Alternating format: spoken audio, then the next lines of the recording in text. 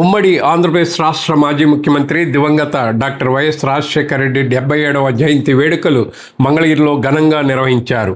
Mangalagiri bypass రోడ్లోని YSR Congress party నియోజకవర్గ కార్యాలయంలో నిర్వహించిన డాక్టర్ వైఎస్ రాజశేఖర రెడ్డి జయంతి వేడుకల్లో వైఎస్ఆర్ కాంగ్రెస్ పార్టీ నియోజకవర్గ సమన్వయకర్త మాజీ ఎంపీపీ దొంతిరెడ్డి వేమారెడ్డి, మాజీ మంత్రి ఎమ్మెల్సీ మురుగుడు హనుమంతరావు, ఆప్కో మాజీ చైర్మన్ చిల్లపల్లి మోహన్ రావు, వైఎస్ఆర్ కాంగ్రెస్ పార్టీ నాయకులు, మహిళా నేతలు వైఎస్ చిత్రపటానికి పూలమాలలు వేసి ఘనంగా నివాళులు అర్పించారు.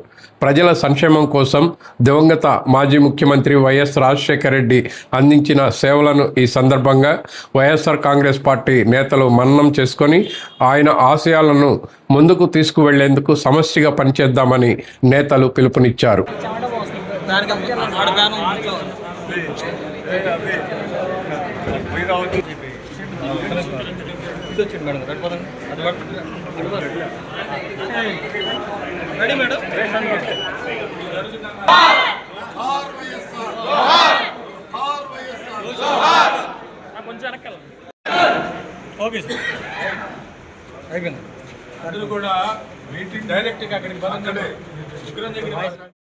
తదుపరి రాజు గృహకల్ప వద్ద ఉన్న డాక్టర్ వైఎస్ రాజశేఖర రెడ్డి విగ్రహం వద్ద వైఎస్ఆర్ కాంగ్రెస్ పార్టీ నాయకుడు కొసనం శ్రీనివాసరావు ఆధ్వర్యంలో నిర్వహించిన జయంతి వేడుకల్లో పార్టీ నేతలు పాల్గొన్నారు.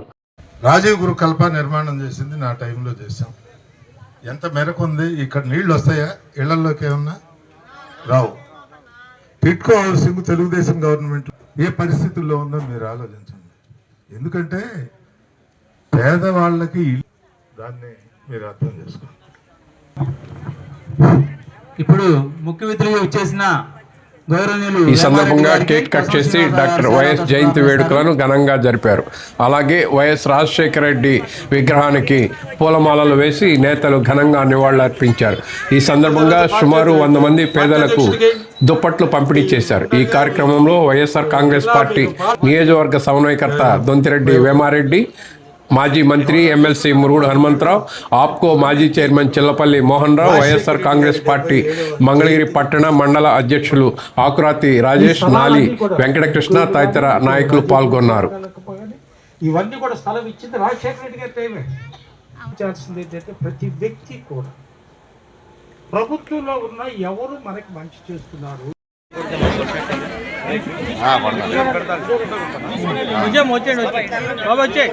ఇటుకి వచ్చాను అటుకెళ్ళాను మా అటుకెళ్ళాం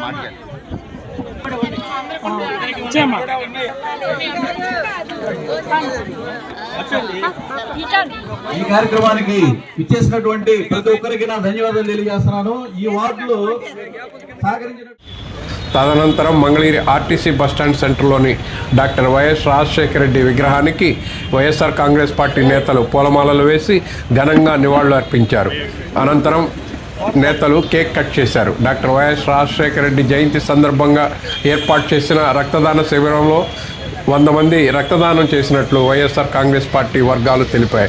ఈ కార్యక్రమంలో వేమారెడ్డి, ఎంహెచ్, చిల్లపల్లి మోహన్ రావు, ఆకురాతి రాజేష్, నాలి వెంకటకృష్ణ, వైఎస్ఆర్ కాంగ్రెస్ పార్టీ దుగ్గిరాల మండల అధ్యక్షుడు తాడిపోయిన శివగోపయ్య, నియోజకవర్గ పార్టీ నాయకులు, అనుబంధ విభాగాల నేతలు పాల్గొని మాజీ ముఖ్యమంత్రి దివంగత డాక్టర్ వైఎస్ రాజశేఖర రెడ్డికి ఘన నివాళులు అర్పించారు. ఈ సందర్భంగా వైఎస్ అందించిన సేవలను నేతలు మననం చేసుకున్నారు.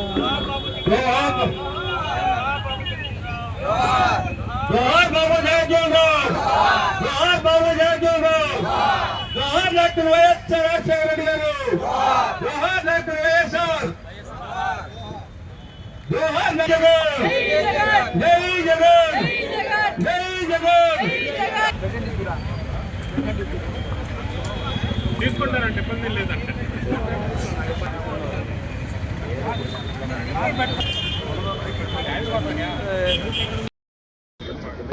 మా ప్రియతమ నేత మాజీ ముఖ్యమంత్రి వర్యులు ప్రజలకు సంక్షేమ పథకాలు రుచి చూపించిన మహానేత మహానాయకుడు వైఎస్ రాజశేఖర రెడ్డి గారి 77వ జయంతి సందర్భంగా ఇవాళ మంగళగిరి పట్టణమే కాదు, ఒక్క మంగళగిరి కాన్స్టిట్యున్సీ కాదు, రాష్ట్రం మన రాష్ట్రమే కాదు, తెలంగాణ రాష్ట్రంలో కూడా రాజశేఖర్ రెడ్డి గారి జయంతి కార్యక్రమాలు ఊరు వాడలా కూడా జరుగుతున్నాయి. దానికి అర్థం ఏంటంటే ఈ ప్రజాస్వామ్య దేశంలో ప్రజల యొక్క భాగస్వామ్యంతో, ప్రజల యొక్క మంచిని కోరి, ప్రజాహితం కోరిన నాయకుడు వైఎస్ రాజశేఖర రెడ్డి గారు.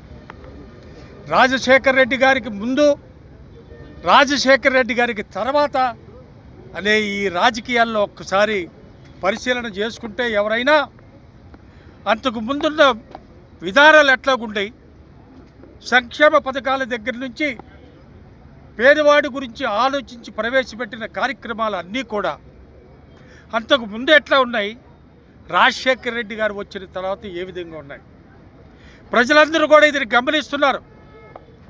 గమనించే ఇవాళ ఊవెత్తున ప్రతి చోట కూడా ఎక్కడికి వెళ్ళిన వేలాది మంది కార్యకర్తలందరూ ముందుకు పరిగెత్తుకుంటూ వస్తున్నారు. వైఎస్ రాజశేఖర రెడ్డి గారి 77వ జన్మదినాన్ని పురస్కరించుకొని మంగళగిరి నియోజకవర్గంలో అన్ని ప్రాంతాల్లో, ప్రతి గ్రామంలో, ప్రతి ఏరియాలో కూడా ఎంతో ఘనంగా ఆయనకి నివాళులు అర్పించేటటువంటి కార్యక్రమాన్ని కార్యకర్తలందరూ కూడా చేపట్టారనేది నేను ఈ సందర్భంలో తెలియజేస్తా ఉన్నా. ఒకసారి నిజంగా రాజశేఖర రెడ్డి గారు పరిపాలనా విధానాన్ని సమాజంలో ఉన్నటువంటి పేద బలహీన వర్గాలు, రైతులు ఎవ్వరూ కూడా మర్చిపోలేనటువంటి పరిపాలన ఆయన చేశాడనేది వాస్తవమైనటువంటి విషయం. ప్రతి వాస్తవానికి కూడా మనం అన్ని విషయాలను కూడా మనం ప్రజలకు చెప్పేటటువంటి అవకాశం ఉంది. చేసినటువంటి మంచి పనులు తెలియజేయాల్సినటువంటి అవసరం కూడా ఉందనేది నేను ఈ సందర్భంలో తెలియజేస్తున్నా. నిజంగా ఆయన పరిపాలన విధానాన్ని ఏనాడు కూడా గతంలో కానీ స్వతంత్రం వచ్చిన తర్వాత ఆయన పరిపాలన, ఆయన గెలిచిన తర్వాత చేపట్టినటువంటి పథకాలు ఎవ్వరూ కూడా చేసినటువంటి పరిస్థితి లేదు. సమాజాన్ని అర్థం చేసుకొని ఈ సమాజంలో పేద వర్గాలు ఉన్నారు, రైతులు ఉన్నారు, పేద రైతులు ఉన్నారు, రైతు కూలీలు ఉన్నారు, అట్లానే చదువుకునేటటువంటి అవకాశం, చదివేటటువంటి పరిస్థితి ఉన్నా కూడా అవకాశాలు లేక ఆగిపోయినటువంటి వాళ్ళు ఉన్నారు, అనారోగ్యంతో బాధపడేటటువంటి ప్రజలు ఉన్నారు. మరి ఈ పరిస్థితులన్నింటినీ కూడా మనం పరిపాలన ద్వారా, ప్రభుత్వ సహకారంతో వాళ్ళ జీవన పరిస్థితుల్ని పెంచాల్సినటువంటి అవసరం ఉందనేది ఆయన తీసుకున్నటువంటి నిర్ణయం.